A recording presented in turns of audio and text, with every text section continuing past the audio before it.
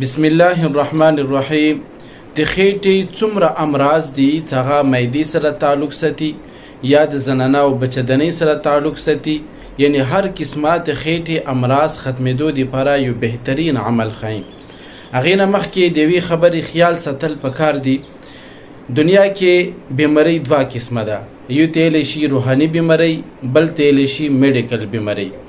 روحاني مطلب دا ده انسان باندې نظیر ولګېدو، بندشونه راغللو، سحرونه وغیره دا راغلو، نو به انسان بدن کې که جسمانی بیماری موجوده وي نو هغه میډیکل علاج کوي، نو دغه میډیکل علاج د انسان باندې اثر نه کوي ځکه انسان بدن باندې بندشونه لګېدلی وي.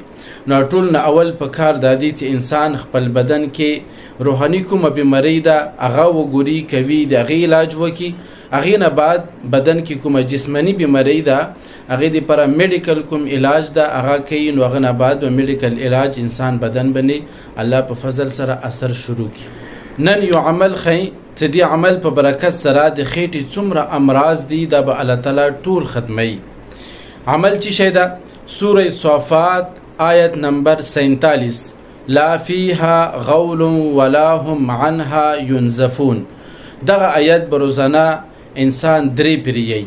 طریقه کاری دا ده چې یو ګلاس اوبو له بره واخلي او په دغه ګلاس باندې به دغه آیت درې ځلې ویي او چوف به کړي.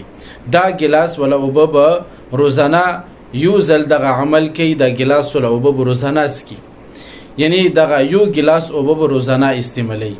نو انشاءالله د عمل په برکت سره انسان څومره امراض د خېټې ولا دا به الله تعالی په فضل سره ټولې ختم شي.